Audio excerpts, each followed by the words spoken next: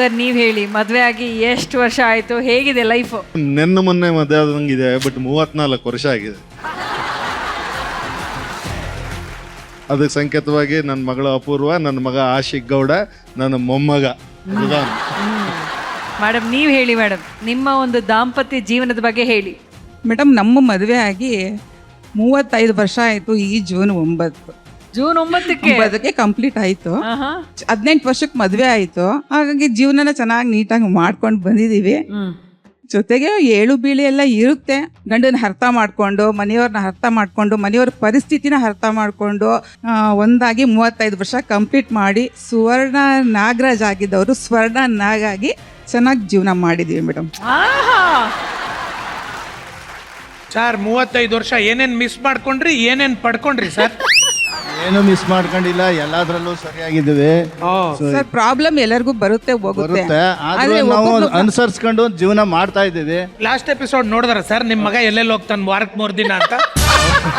ಅವನು ಏನು ಆ ಥರ ಏನಿಲ್ಲ, ಏನೋ ಫ್ರೆಂಡ್ಸ್ ಅಂತ ಹೋಗಿರ್ಬೋದು, ಅದನ್ನ ಮುಂದೆ ಸರ್ವ್ ಮಾಡ್ಕೊತಾನೆ.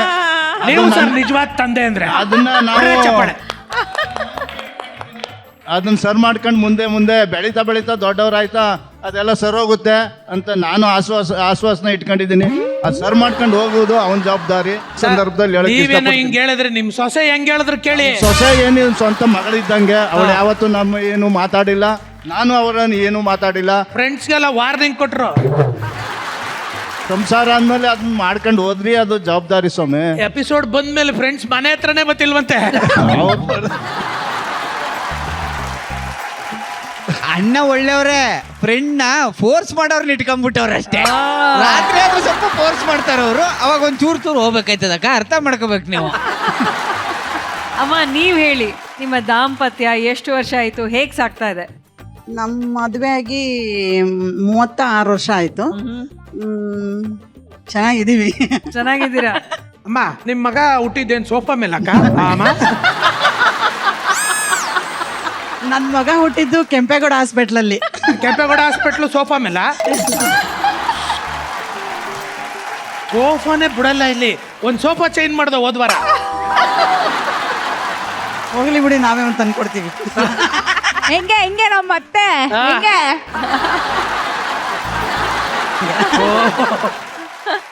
ರಾಜಾರಾಮ್ ಅವರ ತಂದೆ ಕಾರ್ಯಕ್ರಮಕ್ಕೆ ಸ್ವಾಗತ ಸರ್. ನೀವ್ ಹೇಳಿ ಸರ್. ನಂದು ಮದುವೆಯಾಗಿ 25 ವರ್ಷದ ಮೇಲಾಯ್ತು.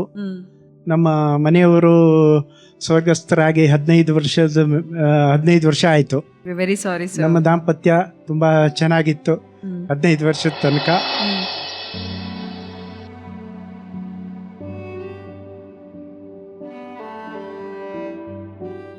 ದಾಂಪತ್ಯ 15 ವರ್ಷ ನಡೀತು ತುಂಬಾ ಚೆನ್ನಾಗಿ. ಅಂದ್ರೆ ಈಗಲೂ ಚೆನ್ನಾಗಿ ನಡೀತಾ ಇದೆ. ಮಕ್ಕಳ ಜೊತೆಗೆ 2 ಮಕ್ಕಳು, ಒಬ್ಬ ರಾಜಾರಾಮ ಮತ್ತೆ ಸೊಸೆ, ಇನ್ನೊಬ್ಳು ಮಗಳು ವೈಷ್ಣವಿ, ಅವ್ರ ಜೊತೆ ಮತ್ತೆ ನಮ್ಮ ತಾಯಿ, ನಮ್ಮ ತಮ್ಮ ಎಲ್ಲರೂ ಒಟ್ಟಾಗಿ ಇದ್ದೀವಿ. ನಾವು ಒಟ್ಟಾಗಿ ನಮ್ಮ ಸಂಸಾರದ ಜೀವನ ತುಂಬಾ ಚೆನ್ನಾಗಿ ನಡೀತಾ ಇದೆ. ಎಸ್ ಸರ್, ನಮಸ್ಕಾರ. ನಮಸ್ಕಾರ. ಹೇಳಿ ಸರ್. ನನಗೆ ಮದುವೆ ಆಗಿದ್ದು ಮಾರ್ಚ್ 1ನೇ ತಾರೀಕು. ಆಗ್ಲಿ ಬಿಡಿ.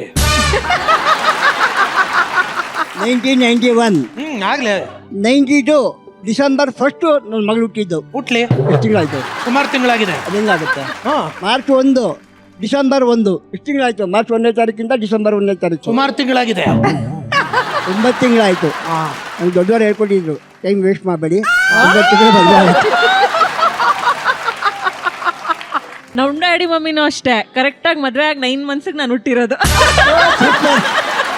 ನಿಮ್ಮ ಡ್ಯಾಡಿನೂ ಸೂಪರ್ ಬಿಡಮ್ಮ. ನನಗೆ 2 ಹೆಣ್ಮಕ್ಳು, ಒಬ್ಬ ಗಂಡು ಮಗ. ಸುಷ್ಮಿತಾ ನನ್ನ ಮಗಳು, ಜಗಪ್ಪ ನನ್ನ ಮಗ, ಇನ್ನೊಬ್ಬಳು ಸುಕೃತ ಅಂತಿದ್ದಾಳೆ. ಮೇಡಮ್, ನಾವು ನಿಜವಾಗ್ಲೂ ತುಂಬ ಚೆನ್ನಾಗಿದ್ದೀವಿ. ನನ್ನ ಹೆಂಡತಿಯಿಂದಲೂ ಇವತ್ತು ನಾನು ಒಂದು ಬೆಂಗಳೂರಿನಲ್ಲಿ ಒಂದು ಮನೆ ಕಟ್ಟಿದ್ದೀನಿ. ಅವಳೇ ಸ್ಪಿರಿಟು ನನಗೆ. Yes Prabhakar sir. Malathi madam, ಒಬ್ಬೊಬ್ಬರು ಜೋಡಿಗಳಿಗೆ ಇನ್ಸ್ಪೈರ್ ಆಗುವಂತ ತರ ಒಂದೊಂದು ಜೋಡಿಗಳು ಈ ವೇದಿಕೆ ಮೇಲೆ ಬಂದ್ರು, ಇನ್ಸ್ಪೈರ್ ಮಾಡಿದ್ರು. ಅದೇ ತರ ನಮ್ಮ ವೇದಿಕೆಯಲ್ಲಿರುವಂತಹ ಜೋಡಿಗಳು ಅವರಿವತ್ತು ಒಂದು ಬದುಕನ್ನ ಕಟ್ಕೊಂಡು ಇಲ್ಲಿಗೆ ಬಂದು ಒಂದು ಹೆಸರನ್ನ ಸಂಪಾದನೆ ಮಾಡ್ಕೊಂಡಿದ್ದಾರೆ ಅಂತಂದ್ರೆ ಅವರ ಹಿಂದೆ ಇರುವಂತಹ ಶಕ್ತಿ ಅಂತಂದ್ರೆ ಅದು ಇವರೆಲ್ಲರೂ. ತುಂಬಾನೇ ಸಂತೋಷ ಆಗ್ತಾ ಇದೆಯಮ್ಮ. ನನಗೂ ತಂದೆ ತಾಯಿ ಇಲ್ಲ. ಇವ್ಳಿಗೂ ತಂದೆ ತಾಯಿ ಇಲ್ಲ. ಪ್ರತಿ ಸರಿ ಇಲ್ಲಿ ಎಪಿಸೋಡ್ಗಳು ಮಾಡುವಾಗ ಅವ್ರ ತಂದೆ ತಾಯಿ ಅಂದ್ರು ಬರೋರು. ನನ್ಗೆ ಅಲ್ಲಿ ಇರಕ್ ಆಗ್ತಾ ಇದ್ದಿಲ್ಲ, ಕುತ್ಕೊಳ್ಳೋಕೆ ಹೊರಗಡೆ ಹೋಗ್ಬಿಡ್ತಾ ಇದ್ದೆ. ಈ ಜಿ ವೇದಿಕೆ ಇಂಥ ಅದ್ಭುತವಾದದ್ದು ನನ್ನನ್ನು ಮರೆಸ್ಬಿಟ್ರಿ ಸರ್ ನೀವು. ಅಲ್ಲಿರೋರು ಅಷ್ಟೇ ನಾನು 10 ಜನ ಮಕ್ಕಳ ಜೊತೆ ಹುಟ್ಟಿದವನು. ನಾನು ಅನ್ಕೊಂಡಿರೋದು ನಂಗೆ 9 ಜನ ತಮ್ಮಂದ್ರು 9 ಜನ ತಂಗಿದಿರಿದ್ದಾರೆ ಅಂತ. ಝೀಗೆ, ಜೋಡಿ ನಂಬರ್ 1ಗೆ, ಆಮೇಲೆ ಎಂಟರ್ ಟೀಮ್ಗೆ, ಸ್ವಾಮಿ ಸರ್ಗೆ ಯಾವ ಜನ್ಮದ ಪುಣ್ಯನ ಏನೋ ಗೊತ್ತಿಲ್ಲ. ಇನ್ಮೇಲೆ ನೀವು ಸಹ ನಮ್ಮ ತಂದೆ ತಾಯಿ ರೂಪದಲ್ಲೇ ಇರ್ತೀರಾ. ಪ್ರತಿ ಹಬ್ಬಕ್ಕೆ ಇಲ್ಲ ನಮ್ಮ ಮನೆ ಏನೇ ಫಂಕ್ಷನ್ ಆದರೂ ಎಲ್ಲರೂ ಕರಿತೀನಿ. ನಿಮ್ಗೆಲ್ಲ ಭಾಷೆ ನೀವು ಕರೀರಿ, ನಾವು ಬರ್ತೀವಿ. ನಿಮ್ಮೆಲ್ಲರೂ ಆಶೀರ್ವಾದ ಈಗ ನಿಂತ್ಕೊತೀವಿ, ದಯವಿಟ್ಟು ಆಶೀರ್ವಾದ ಮಾಡಿಬಿಡಿ ಅಲ್ಲ.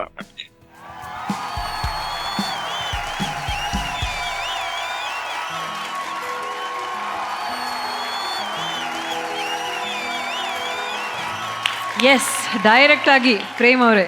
ಸಂಬಂಧಗಳಿಲ್ಲ, ಕಳ್ಕೊಂಡಿದ್ದೀರಾ, ಅವರು ಭೌತಿಕವಾಗಿ ನಿಮ್ಮ ಜೊತೆಯಲ್ಲಿ ಇಲ್ಲ ಅಂದ್ರೆ ಫೀಲ್ ಮಾಡೋದಕ್ಕೆ ಹೋಗ್ಬೇಡಿ. ನೀವು ಹೇಳಿದಾಗ ಅಣ್ಣ ತಮ್ಮದಿರಾಗಿ, ಅಕ್ಕ ತಂಗಿದಿರಾಗಿ, ತಂದೆ ತಾಯಿರಾಗಿ ಇಲ್ಲಿ 100 ಜನ ಇದ್ದಾರೆ. ಸೊ ಭಾವನೆಗಳು ಅಷ್ಟೇ ಮುಖ್ಯ. ಹೊಟ್ಟೆಲಿ ಹುಟ್ಟಿದ್ರೇ ಮಕ್ಕಳು ಸಂಬಂಧ, ತಂದೆ ತಾಯಿ ಸಂಬಂಧ ಅಂತೆಲ್ಲ ಭಾವನಾತ್ಮಕ ಸಂಬಂಧ. ನಾವೆಲ್ಲರೂ ನೀವು ಜೊತೆಲಿದ್ದೀವಿ.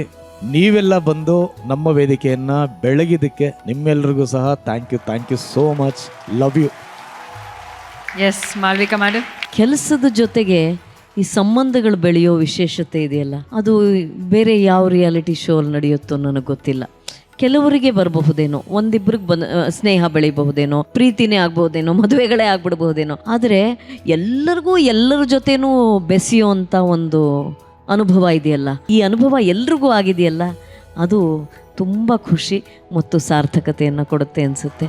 ಪ್ರಭಾಕರ್ ಅವರೇ, ಇವತ್ತು ನೀವಿಬ್ಬರು ಹತ್ತಿದ್ದು ನೋಡಿ ಅಯ್ಯೋ ಹೌದಲ್ವಾ ಅಂತ ಅನಿಸುತ್ತೆ. ನಮಗೆ ಹೊಳೆದಿರಲಿಲ್ಲ, ನಿಮ್ಗೆ ಅಪ್ಪ ಅಮ್ಮ ಇಲ್ಲ, ಅವ್ರನ್ನೆಲ್ಲ ನೋಡಿದಾಗ ನೀವು ನಿಮ್ಮ ಅಪ್ಪ ಅಮ್ಮನ ಮಿಸ್ ಮಾಡ್ಕೋತೀರಾ ಅಂತ ಒಂಥರ ಇದು ಅದ್ಭುತ. ಮತ್ತು ಆ ಪ್ರತಿಕ್ರಿಯಿಸೋ ಧೈರ್ಯ ಬರುತ್ತಲ್ಲ, ಅದನ್ನು ಈ ವೇದಿಕೆ ಕೊಡುತ್ತೆ ಅಂತ ಅಂದ್ಕೋತೀನಿ. ನಾವೇನು ಎಲ್ಲ ಕಡೆ ಹೋಗಿ ಹತ್ಕೊಳಕ್ಕಾಗತ್ತಾ ಅಲ್ವಲ್ಲ? ದಟ್ ಅಟ್ಮಾಸ್ಫಿಯರ್ಸ್ ಕ್ರಿಯೇಟೆಡ್, ಅದೊಂದು ವಾತಾವರಣ, ಅದೊಂದು ಎಂಥ ಸ್ನೇಹದ ಪರಿಸರ, ಇದೆಲ್ಲವೂ ಬಹಳ ಸಾರ್ಥಕ ವಿಷಯ ಅಂತ ನನಗನ್ಸುತ್ತೆ. So thank you everybody, thank you Zee ಕುಟುಂಬ. ರಾಜೇಶ್ ಸರ್, ಇವತ್ತಿನ ರೌಂಡ್ ಒಂದು ಒಳ್ಳೆ ಕ್ಲೈಮ್ಯಾಕ್ಸ್.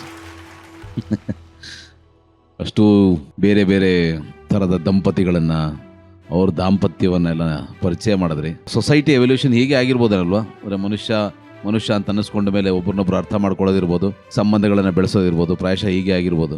ಒಂದು ಪ್ರೂಫ್ ಥಿಯರಿ ಇದೆ, 5 degree separation 6 degree separation, 5 degree separation ಅಂತ. ನಿಮ್ಗೆ ತುಂಬ ಜನಕ್ಕೆ ಗೊತ್ತಿಲ್ಲ, ಸುಮ್ಮನೆ ಒಂದ್ಸತಿ ಟ್ರೈ ಮಾಡಿ ನೋಡಿ. ಡೊನಾಲ್ಡ್ ಟ್ರಂಪ್ ನಿಮಗೆ 4 ಜನಗಳನ್ನ ದಾಟಿದ್ರೆ ಸಿಗ್ತಾನೆ. ಹೆಂಗೆ ಅಂತ ಯೋಚನೆ ಮಾಡಿ. 4 ಜನ ಎಲ್ಲ ಯಾರು ಬೇಕಾದರೂ, ಇನ್ಕ್ಲೂಡಿಂಗ್ ರಮೇಶ ಟ್ರಂಪ್ಗೆ ಮಧ್ಯ 4 ಜನ ಇರೋದು. 5th man is Trump. ಇದು ಸಂಬಂಧ ಮನುಷ್ಯನಿಗೆ. ಅಂದರೆ ಹೇಗೆ ಅಂದರೆ, ನನಗೆ ಹೈಪೋಥೆಟಿಕಲಿ ನನಗೆ ಟ್ರಂಪ್ ಹೆಂಗೆ ಪರಿಚಯ ಅಂದರೆ, ನನಗೆ ಮಾಳವಿಕಾ ಪರಿಚಯ, ಮಾಳವಿಕಾಗ ಮೋದಿ ಪರಿಚಯ, ಮೋದಿಗೆ ಟ್ರಂಪ್ ಪರಿಚಯ, 3 ಜನ ಔಟ್.